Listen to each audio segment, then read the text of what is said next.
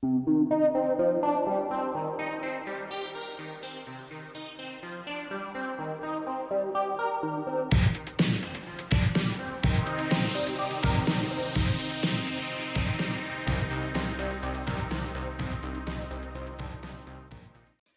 everyone, and welcome to episode 7 of the WatchRolling.com podcast, a veteran-owned podcast that focuses on watch collecting with the goal of helping veterans. My name is Jason, and I'm your host. And if you're new to the pod, welcome. And if you're returning, welcome back. Last week, we discussed the VA's home improvements and structural alterations benefit and my tiered system for obtaining Grail watches and why it can work for you. If you haven't heard episode 6, I invite you to go back and give it a listen. This week, I'm proud to announce that this week's episode is sponsored by Mushi Watch Straps. Mushi Watch Straps is a veteran-owned business and provides well-built and fairly priced NATO straps, two-piece straps, leather, and canvas straps, as well as watch tools, accessories, and storage. I own a couple of the fluted NATO straps, and I love them. They hold up pretty well, especially with some of my heavier watches like my Marathon T-SAR and my Seiko SNM 035. They just hold up pretty well, and the watch stays on there. I can't recommend them enough. And I will also include a link to Mushi Watch Straps in the show notes, and they can be found at www.mushiwatchstraps.com. And that's MUSHI, watchstraps.com. This week, we're going to discuss the VA's announcement of 9 rare respiratory cancers that are now presumed to be service-connected disabilities due to military environmental exposures to fine particulate matter. So I know that's a pretty heavy topic. I'm just letting everybody know that we're going to discuss it, and it's going to discuss cancer. So if that's something that's hard for you to listen to, it's just a fair warning. And then we're also going to cover a lighter topic of 5 watch-related YouTube channels that I really enjoy. So let's get into it. So in the veteran-related news, they released an article back in April, around April 25th, I'll include it in the show notes, that the VA has established presumptive service connection for rare respiratory cancers for certain veterans. I'm not going to go into all the details because it's pretty lengthy. I'll include it, links in the show notes, and I'll paraphrase it. And as always, I will post a blog post and add it to the Veterans Resources section on the WatchRolling.com blog.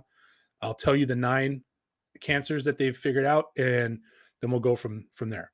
So squamous cell carcinoma of the larynx, squamous cell carcinoma of the trachea, adenocarcinoma of the trachea, salivary gland-type tumors of the trachea, adenosquamous carcinoma of the lung, large cell carcinoma of the lung, salivary gland-type tumors of the lung, sarcomatoid carcinoma of the lung, and typical and atypical carcinoid of the lung. So I apologize if I didn't get any of the pronunciations exactly right, but those are the 9 that they listed. So the VA's determined through a focused review of scientific and medical evidence that there's some biological plausibility between airborne hazards and carcinogenesis of the respiratory tract. These unique circumstances of these rare cancers warrant a presumption of service connection, so cause this service-connected cancer or disability. In the VA's words, the rarity and severity of these illnesses and the reality these conditions present is a situation where it may not be possible to develop additional evidence. So what they're saying is that, it's serious enough, and how quickly these things act, you may not have time to present other evidence. They're just going to presume it's from that. And that's what prompted the VA to take action. So they're going to start processing disability compensation claims for veterans who served any amount of time in Southwest Asia, theater of operations beginning August 2nd, 1990 to the present, or Afghanistan, Uzbekistan, Syria, or Djibouti beginning September 19th, 2001 to the present. All that stuff's listed again in the article. Those are just some pretty broad areas. I know a bunch of people that were there between those times. Also, any veteran who has had one or more of the listed cancers at any time during or after separation from military service may be eligible for disability compensation benefits. So if you know anybody that was in those theaters during that time and they haven't filed a claim, or they got a claim pushed back or something, I'd have them review it and bring it back up. But there's more on that in a second. So the VA will contact impacted veterans and survivors to inform them about their eligibility and will provide information on how to apply. So if it's in your record, I know there's some things that can be in your record and they're rated as like not service connected at the time, but they're still listed in there. They might contact you about it. I just say reach out to them ahead of time. If you know that you have something, there's no point in sitting around waiting for the VA to contact you. Hit them up first if you can. So veterans, survivors, or dependents who had claims previously denied for any of these respiratory cancers are encouraged to file a supplemental claim for benefits. If you are a veteran, survivor, or dependent applying for the first time, then they provide a link in that article to file a new claim. And like I said, I'll include that in the notes. So if you want to apply for benefits, veterans or survivors, you can visit, va.gov or call their toll-free number at 800-827-1000. And as before, I'll include the links to the press release and exposure list in the show notes. This is a pretty serious topic and has the possibility to affect a lot of people. It could affect them in a negative way or in a positive way. I mean, I guess getting treatment or getting the disability and getting some help for it is a positive way. I don't think ever getting cancers, I know it's not positive. So if you know a veteran who fits the criteria, please help them, let them know about the changes if they haven't known about it. Sometimes this stuff is shot out in a press release, but not everybody's checking like VA press releases. So again, nine cancers that are being presumed to be caused from particulate matter and burn pits and all that stuff. So that's the veteran related news. Now, in watch collecting news, a little bit of a lighter topic. I just want to cover 5 YouTube channels that I really enjoy watching and I can learn from. I enjoy learning, so sometimes those things are, usually attached. It was just cheaper to fix stuff on my own that I could fix instead of taking it to a shop. So, I mean, I'd go to YouTube and learn how to change like your compartment air filter, for example. You could watch a 15-minute video on YouTube, and if they did it well, you can get something done and also learn something. But I also do it for entertainment, like I said before. So I know I said 5 YouTube channels, but I'm going to play a little fast and loose with the number 5 because some of these people come like in pairs. They create content together, but then they also have their own separate channels. So it's my podcast. I'm going to play fast and loose with the 5. So the first channel I really like is the SoCal Watch Reviews channel. Now, the creator of the podcast or the channel is Miguel, and he co-hosted along with P. Ross. And the name of the channel is a little misleading because they produce more content than just watch reviews. And the content they produce it very well. They primarily will do a podcast where they talk about news and current events and stuff like that. And they will also do, Miguel will do a product review on occasion on his channel.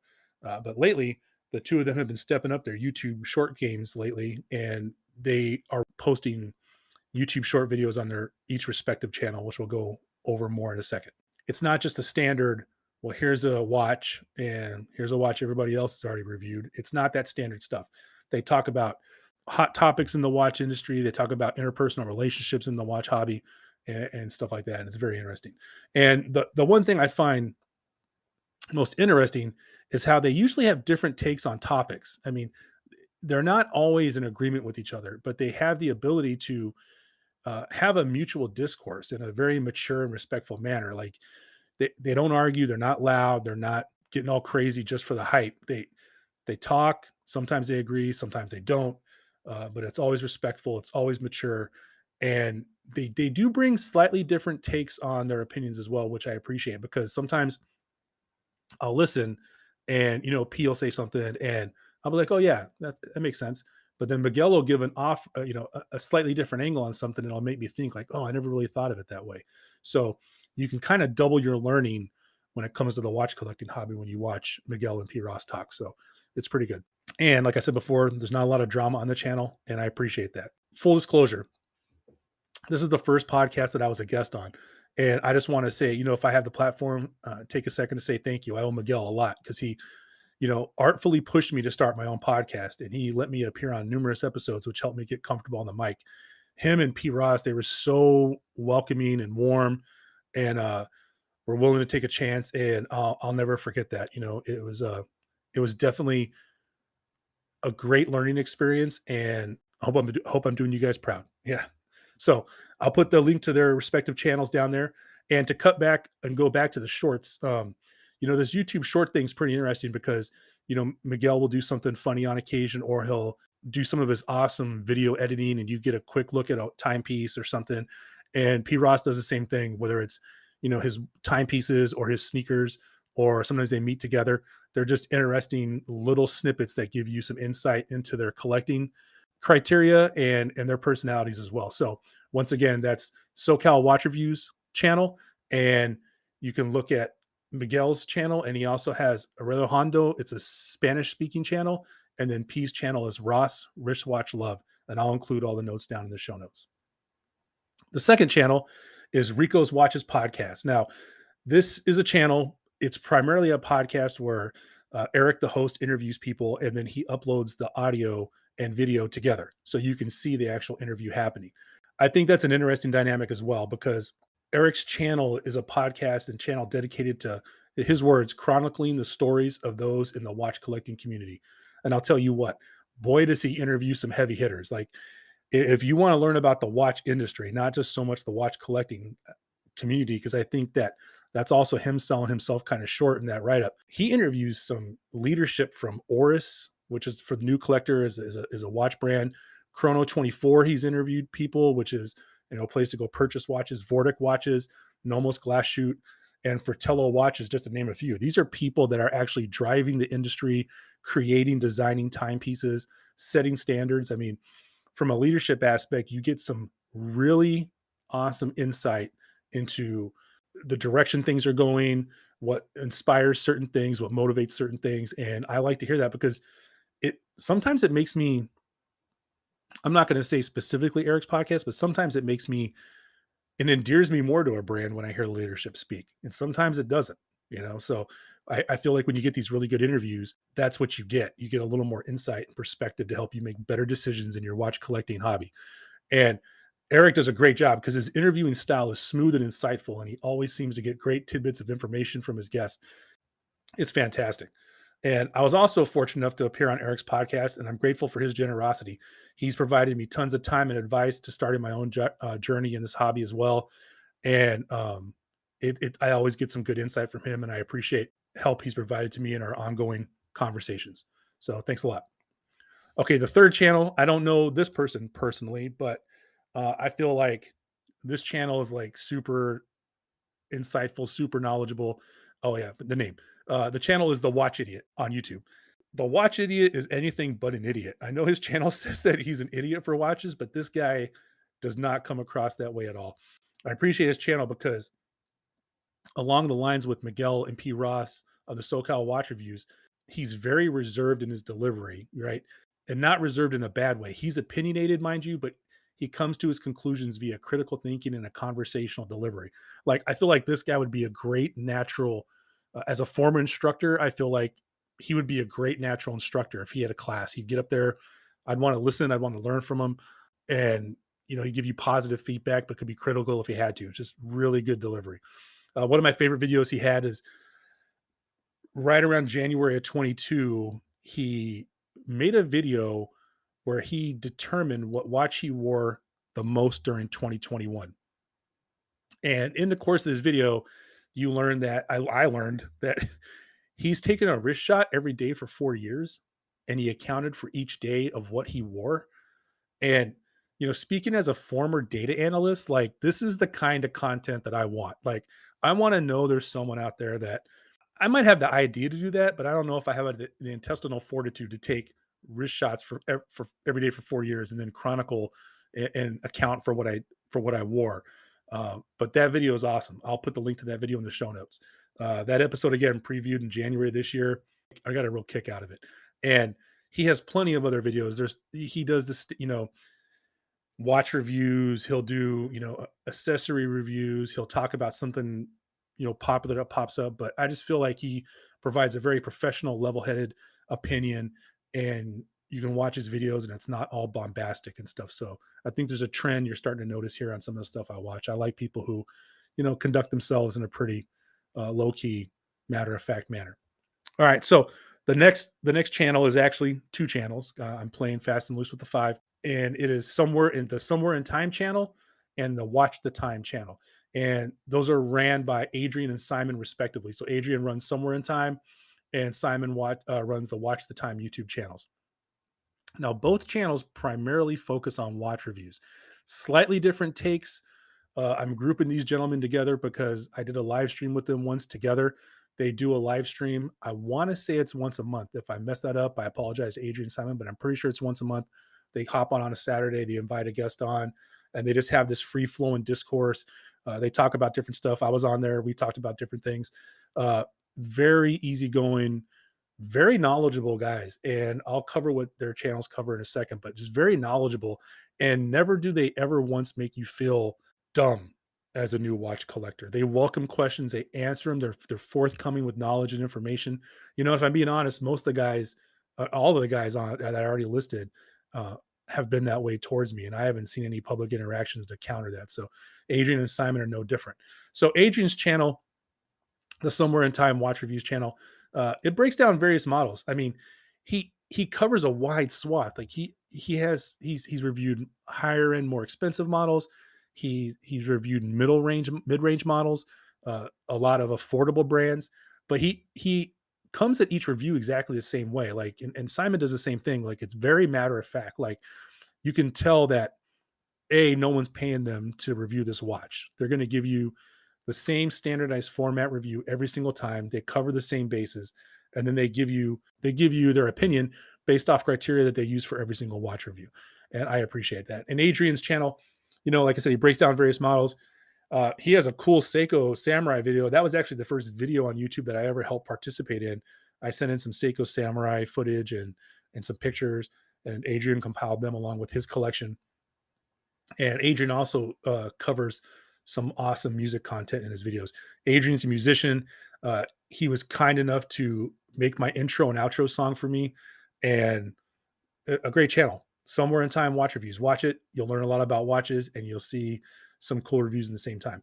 And Simon's Watch channel, you know, according to Simon's blurb in his about part of his channel, is to cover the good, the bad, and the ugly. And he hopes it's good of the budget watch market and prove that you don't need to spend a fortune to have a quality watch on your wrist. And Simon nails it. I mean, every single time, like probably the most concise, to the point, standardized watch reviews I've seen. And as a former instructor and in the military, you know, standardization matters. I know that when I watch Simon's channel, I know what I'm getting, when I'm getting it. I know I'm getting his honest opinion, and I know he's not going to cut any, you know, he's not going to paint a pig, you know, or whatever. You're going to get an honest, accurate opinion on the watch that he's reviewing. And he's funny, and he's got some cool, like a cool negative and positive section, but I'm not going to ruin the catchphrase. I'll let you just tune in when I put the link in the show notes, and you can watch his things. It's one of the better pros and cons section of a watch review. And I just appreciate those two guys, and I look forward to doing something with them again in the future. So again, Adrian at Somewhere in Time and Simon at Watch the Time. Okay. So the last channel, and I don't know this individual personally either, but the channel is Federico Talks Watches. Federico is co-owner of Del Rey Watch. His channel, I like the videos because they're very short. They're usually 8 to 15 minutes on average. Fed owns Del Rey Watch, and he's been in the watch industry for a very long time. According to some of his videos, he worked in, you know, boutiques and for other major watch companies. And I appreciate Fed because this dude is just brutally honest. Like he cuts through all the BS you're going to hear and a ton of other stuff, right? Like when you hear people talking about Rolex. Now, you know, they're a great watch, but he'll basically let you know that Rolex isn't what Rolex wants you to think Rolex is. Fed, I haven't seen him once take a ticket on the hype train. Not once. When everybody was going through Rolex, he's basically telling you like, hey, this bubble's going to burst pretty soon. You know, I wouldn't be paying X amount of dollars over retail if you don't have to. And like I said before, he's actually worked in the watch industry, and he's worked his way up to owning his own watch. I don't know if it's what you call it, a boutique or a store, but you know, his own watch business. Every week he answers questions. He'll let people ask questions inside. He'll post an Instagram post. And if you ask the questions inside the feed, he'll pick and choose some questions and answer them. Don't DM him. He doesn't answer the stuff in the DMs. And I feel like he gives really thoughtful and insightful answers, and they're really honest. I mean, you can learn a lot by watching his Q&As. I mean, I've learned stuff about brands I didn't know about. I've learned stuff about movements I didn't know about. Just very good, and in and out, 8 to 15 minutes on average is pretty cool. Another cool thing is he always highlights some timepieces that he has for sale at Del Rey Watch, which I appreciate because the guy's not hiding that this is an actual business, right? So he's not telling you this is something else, but it's actually a business. He's telling you it's a straight up business. Here's some cool pieces we got in. Puts the contact information. You can go buy it, all that stuff you want to do. And I've actually learned a lot from that stuff that's come into his shop. Oh, I didn't know there was a special model of this model or something like that. So it's nice to know. And like I said, I don't know Fed personally, but I like his delivery style. and as a veteran, his honesty strikes home with me, especially as a veteran and as a new watch collector, because I feel like this guy doesn't need your business enough to lie to you. He's doing all right. And so he's going to tell you the truth so you can make the best educated decision you can as a watch buyer or as a watch collector and keep it moving. So this, I never got a chance to tell you, Fed, but Federico Talks Watches, thanks for putting out a pretty good channel and being pretty honest. I appreciate it. So closing thoughts. Hey, I appreciate you turning into episode 7. It's getting more and more fun producing these things. I think I finally got the recipe down to keep it to like 22 to 25 minutes. Next week's episode is going to feature the VA's community living centers, their VA nursing homes. I'm not going to give away everything, but there's over 100 of these community living centers across the country.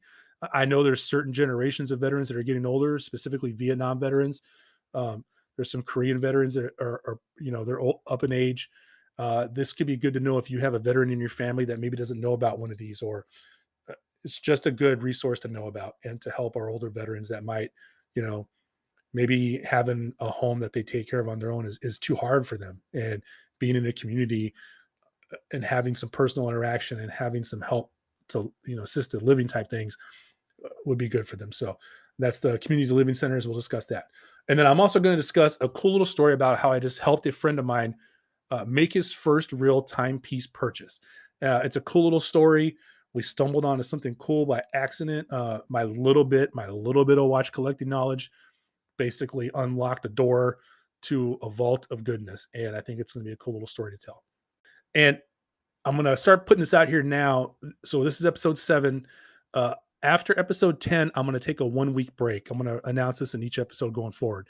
I'm going to take a 1-week break to kind of consolidate, to plan a little bit, see what's been working for me, see what hasn't been working for me, and kind of develop a plan going for the rest of the year so I can produce the best content that I can for you, my community. And it'll only be a week break. So I'll make sure you guys know about it. That'll be after week 10. So technically week 11, I'll take a break. But I just want to make sure you knew. So today's positive affirmation is going to be quite simple. Look, honesty with oneself will save you a ton of trouble. Don't lie to yourself about things to make yourself feel better. Just don't do it, right? Are you looking for a job, but you're not really qualified? Well, be honest with yourself. Find out what you have to do to get qualified to take that role, and then go knock that stuff out. Like I told a young person in my life, it's cool if you want to be an astronaut, but they're just not taking people who just show up to astronaut school or whatever, to astronaut interviews to be an astronaut. There's a whole series of steps. So just because what you do or what you want to do is going to be hard doesn't mean you shouldn't do it. You shouldn't tell yourself you're qualified to do that if you're not. Be honest with yourself. Say, I got to do a lot of hard work to get to this point. And what it does is it sets you up for success. And I feel like as you systematically knock those things out and you're honest with yourself, you build real confidence, right? I did all these steps. Does it mean you get picked up the first time? No. Does that mean you should stop? No.